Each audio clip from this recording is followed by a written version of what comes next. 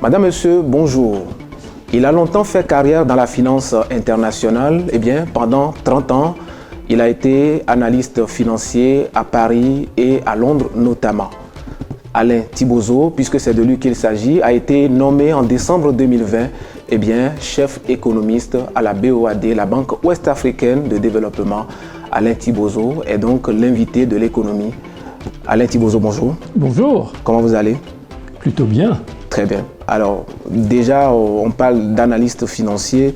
Vous aviez été nommé, comme je l'ai dit tout à l'heure dans mon introduction, chef économiste à la BOAD, à la Banque ouest-africaine de développement. Quand on parle de la BOAD, qu'est-ce qu'on peut retenir? Quelle est donc l'ambition derrière cette institution? C'est une banque qui opère dans les 8 pays de l'Union économique et monétaire ouest-africaine. Ces pays doivent investir. Investir pour se développer. Qui dit investir dit financement. Et il n'est pas facile de trouver des financements. Alors notre métier, c'est de faire en sorte qu'on trouve pour ces États-là des financements au coût le plus bas possible. Donc nous sommes une banque qui avons pour devoir d'aider les États à financer leurs projets de développement. Et ils sont nombreux. Alors aujourd'hui, quand on parle de développement dans la sous-région ouest-africaine, on pense forcément à la BOAD, votre institution, la Banque ouest-africaine de développement. Alors votre ambition est louable, vous l'aviez dit, mais dites-nous, derrière cette ambition justement, comment fonctionne l'institution? Alors, c'est une institution qui doit d'abord évaluer les projets que présentent les États. Notre première mission, c'est d'aider les États à trier quels sont les bons projets. Puis, une fois qu'on a réussi à identifier les bons projets, nous avons une deuxième mission. C'est de convaincre les investisseurs internationaux de nous prêter de l'argent pour financer ces projets-là. Et quand nous y arrivons, nous lançons les projets. Puis, une fois que le projet est réalisé, nous avons une troisième mission. C'est de veiller à ce que les choses se déroulent comme prévu, que la mise en place des projets soit correcte et que le projet puisse aider nos populations à mieux vivre. Parce qu'après tout, c'est notre but. Justement, vous parlez de projets et d'investissements. Dites-nous, bientôt, le cinquantenaire donc, de votre institution, on va dire près de 48 ans déjà d'existence. En termes de bilan, qu'est-ce que vous pourriez dire en ce qui concerne la mobilisation des ressources et le financement justement des projets d'investissement? Alors, en 48 ans, je dirais que nous avons fait beaucoup de choses, mais nous avons encore beaucoup de choses à faire. Alors qu'avons-nous fait? En fait, le premier stade du développement, c'était de construire des infrastructures et notamment des routes. Et aujourd'hui, on peut, par la route, aller d'un endroit de notre région à un autre endroit. Notre système routier a été développé de façon convenable. Bien. Mais cela n'est pas suffisant. Pourquoi? Parce que se déplacer, c'est bien, déplacer les personnes et les marchandises, c'est bien, mais encore faut-il qu'on arrive à produire des marchandises, et notamment des productions agricoles, à un coût intéressant et avec un rendement qui est bon pour assurer la sécurité alimentaire de nos populations. Et là, c'est un chantier où nous avons encore beaucoup de choses à faire. Alors c'est un chantier qui va nous mobiliser la sécurité alimentaire pendant sans doute 10 ans et c'est un chantier qui est important pour tous nos pays. Pourquoi? Parce que vous savez que nos populations doublent tous les 20 ans. Nous avons beaucoup de jeunes. La moyenne d'âge dans nos pays, c'est autour de 20 ans. Dans la sous-région? Dans la sous-région, vous savez. Et nous devons faire en sorte que tout le monde puisse avoir accès à l'eau, que tout le monde puisse se loger correctement, que tout le monde se nourrisse correctement et que tout le monde ait accès à une énergie renouvelable, sans coupure d'électricité et qui ne coûte pas très cher. Et ça, c'est des gros chantiers. Donc le bilan, est-ce qu'on a fait beaucoup? Oui, Nous avons fait beaucoup en termes d'infrastructures. Est-ce qu'il nous reste à faire beaucoup? Oui. En sécurité alimentaire, en énergie, en éducation et bien entendu en logement. Alors, selon des données statistiques de votre institution que nous avions consultées, alors il ressort clairement que votre institution, durant les 4 premières décennies, a financé à près de 70% les États en termes d'intervention justement, et seulement 30% le secteur privé. Comment vous expliquez cela, Alain Thibozo? Alors, disons que c'est une vision, je dirais, qui n'est pas très parfaite. Mais ce qu'il faut savoir, c'est que dans les financements que nous donnons aux États, c'est des financements que les États utilisent pour lancer des travaux et que ceux qui exécutent ces travaux, la plupart du temps, ce sont des sociétés privées. Vous savez, quand on finance une route, en fait, l'État est le maître d'œuvre. Donc nous mobilisons les ressources et on donne l'argent à l'État parce qu'il est le maître d'œuvre. Mais ce n'est pas l'État qui construit les routes. L'État, il le sous-traite à des sociétés privées qui, eux, construisent les routes. Donc, oui, comptablement, 74-75% des financements ont été directement adressés à des États. Mais la vérité, c'est que ceux qui ont bénéficié de nos financements, ça va au-delà de ça. C'est toutes nos populations. Alors, selon vous, la BOAD a-t-elle pleinement joué son rôle en ce qui concerne l'émergence économique? La BOAD a beaucoup contribué à faire le développement de notre sous-région et on le voit parce qu'aujourd'hui, je vous l'ai dit tout à l'heure, nous avons des routes.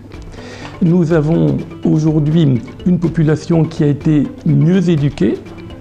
Nous avons une population qui a accès à beaucoup d'infrastructures, à l'eau, à l'électricité.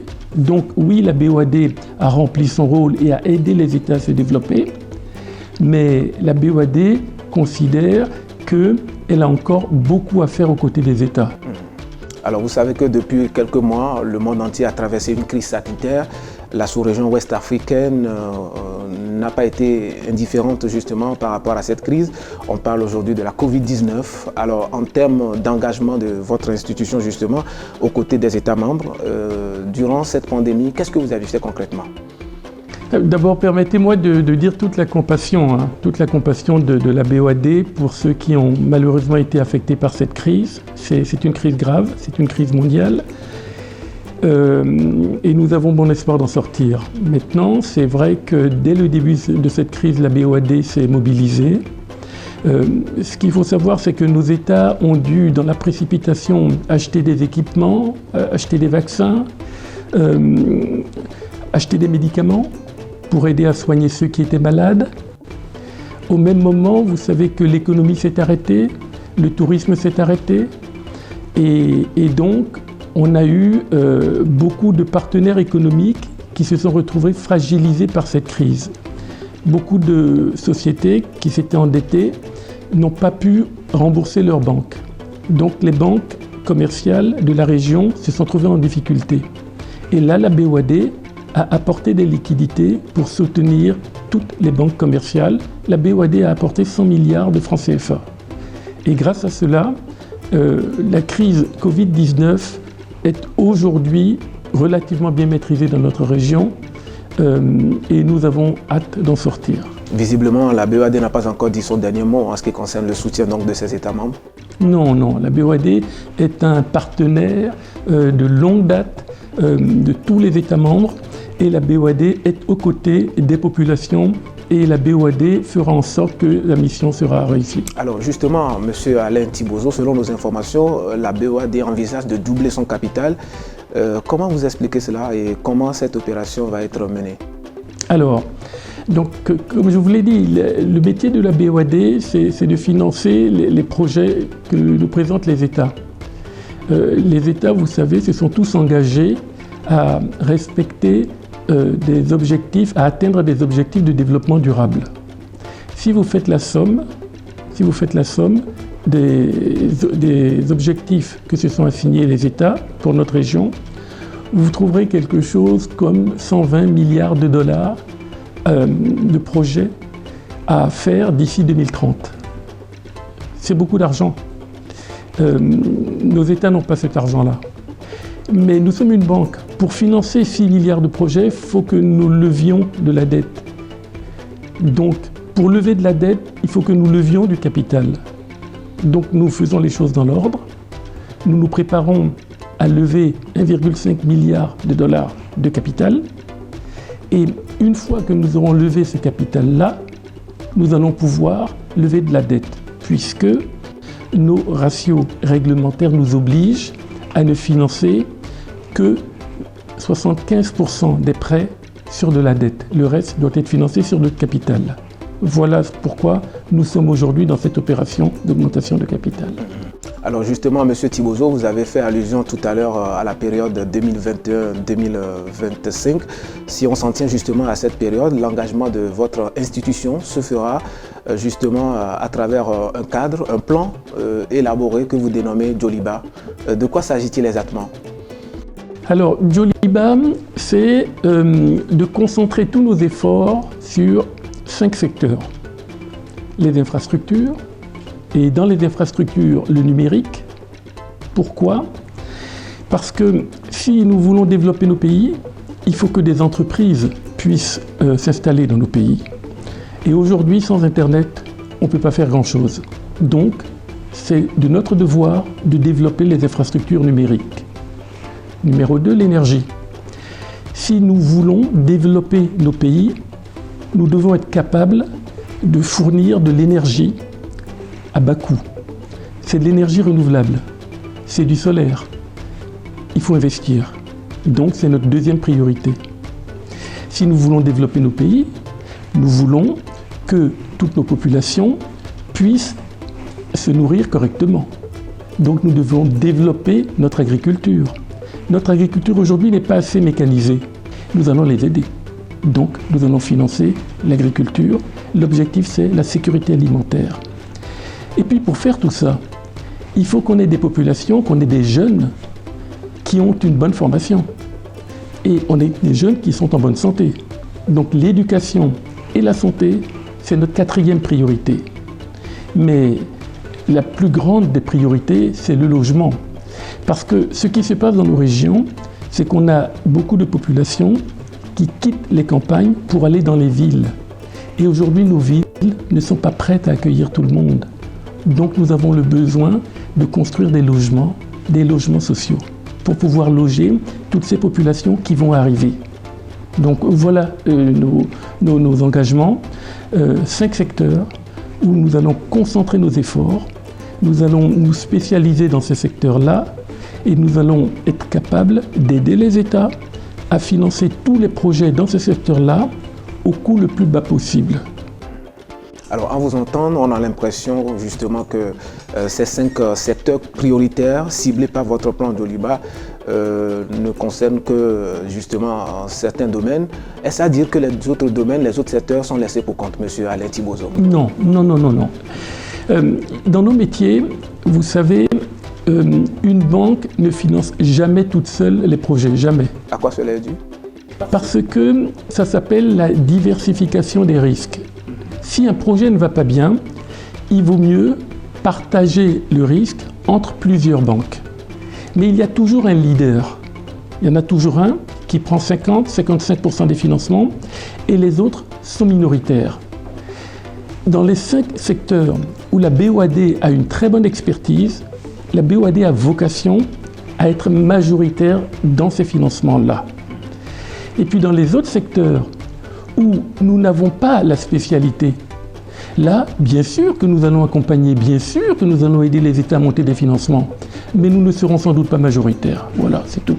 Donc, 5 secteurs prioritaires où notre expertise va aider pour faire les meilleurs projets possibles, mais tous les autres secteurs, la BOAD continuera à financer, bien entendu, et à jouer son rôle de financier du développement.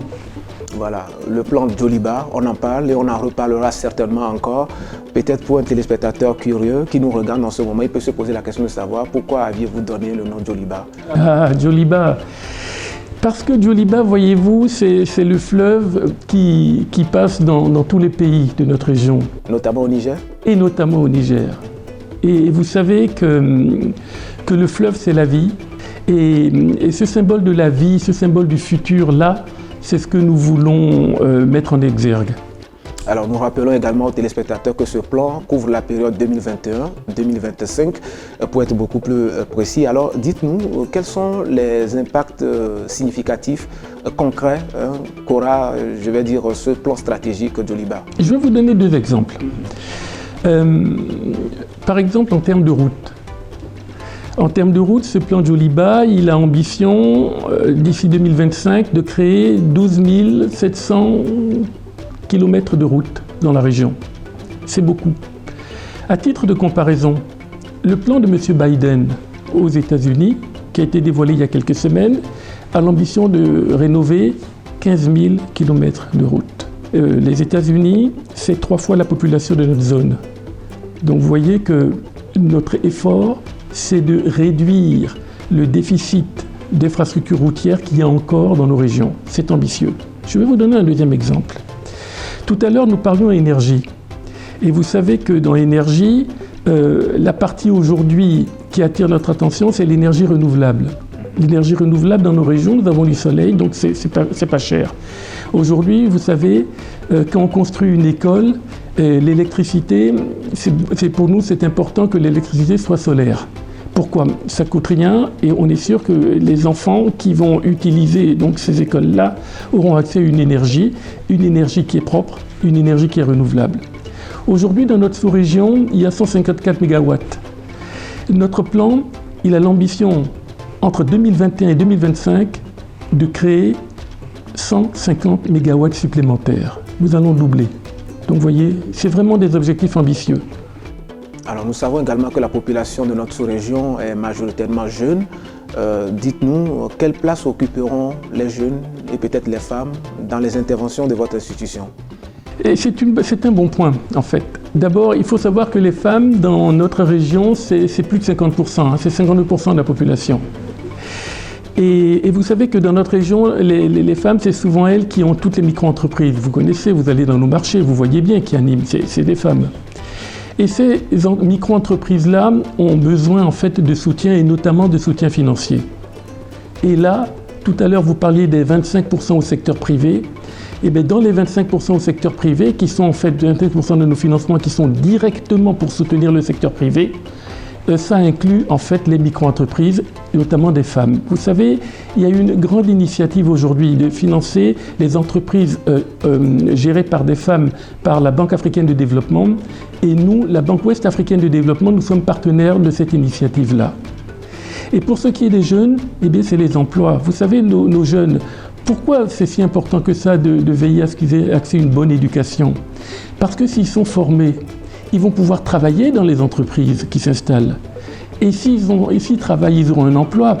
Ils pourront donc eux-mêmes monter leur ménage, créer leur futur, et puis ce sera se développer.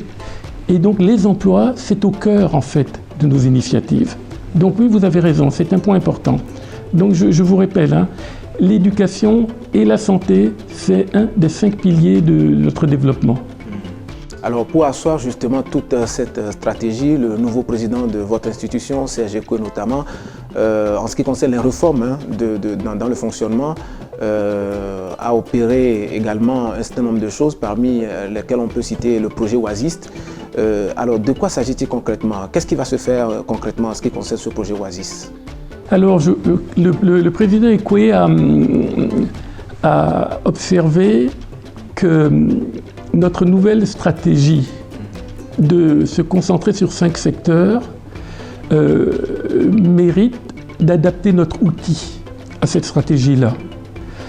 Ça veut dire que, je vais vous donner un exemple, quand par exemple nous disons que nous allons attacher plus d'importance aux projets liés à l'éducation, ça veut dire qu'on va s'assurer, Oasis va s'assurer que la Banque ouest africaine de développement a des experts en éducation et est capable de donner un avis qui aide à financer donc, des projets liés à l'éducation.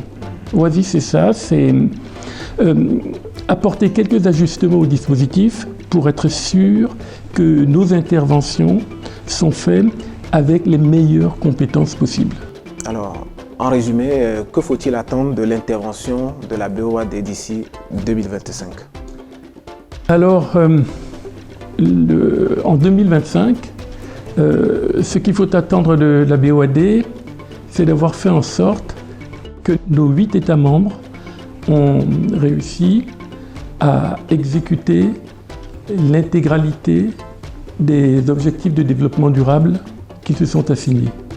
C'est un engagement qui est pris au niveau mondial et nous allons les aider. Nous allons les aider et nous sommes sûrs que nous allons tous ensemble réussir. Nous arrivons au terme de cette entrevue. Alain Thibauzeau, quel sera votre mot de la fin? Eh bien, le mot de la fin, c'est de dire que notre ambition est partagée par tout le monde. C'est une ambition commune et nous sommes très optimistes quant à nos capacités pour réussir. Voilà, je rappelle que vous êtes chef économiste à la BOAD, la Banque Ouest-Africaine de Développement, c'est bien cela? C'est cela, merci. Avant votre nomination, il faut dire que pendant 30 ans, vous avez travaillé à Londres et à Paris notamment, oui, où vous aviez été analyste financier. Oui. Eh bien, amis téléspectateurs, nous arrivons au terme donc de cette émission. Merci de nous avoir suivis. On se donne rendez-vous pour une prochaine fois. D'ici là, portez-vous bien.